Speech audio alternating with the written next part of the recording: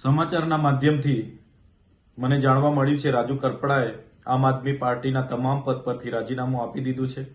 ત્યારે મેં એમને સંપર્ક કરવાનો પ્રયાસ કર્યો પણ એમની સાથે સંપર્ક થયો નથી। હું જ્યાં સુધી રાજુભાઈને ઓળખું છું ત્યાં સુધી એ ખેડૂતોના મજબૂત નેતા છે। આમ આદમી પાર્ટીમાં રહીને ખેડૂતોના ન્યાય માટે અનેક લડતો એમણે લડી છે।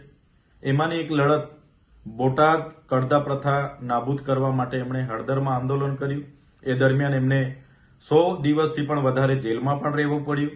ત્યારે આ ભાજપ સરકારની નીતિ રહી છે કોઈ પણ વિપક્ષના નેતાને ડરાવવાનું, ધમકાવવાનું, દબાવીને કઈ રીતના એમના તરફે લઈ જવું, કઈ રીતના આંદોલનને દબાવી દેવું, આંદોલનને તોડી દેવું, એ જ નીતિનો ઉપયોગ એમણે આ વખતે રાજુભાઈ કરપડા પર પણ કર્યો છે।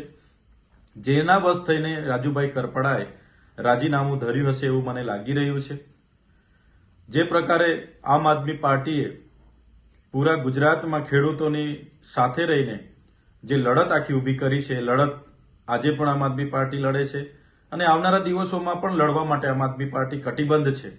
ગુજરાતની જનતા માટે હર હંમેશ આમ આદમી પાર્ટીના કાર્યકર તરીકે અમે સૌ ગુજરાતની જનતાના ન્યાય માટે હર હંમેશ લડતા રહીશું।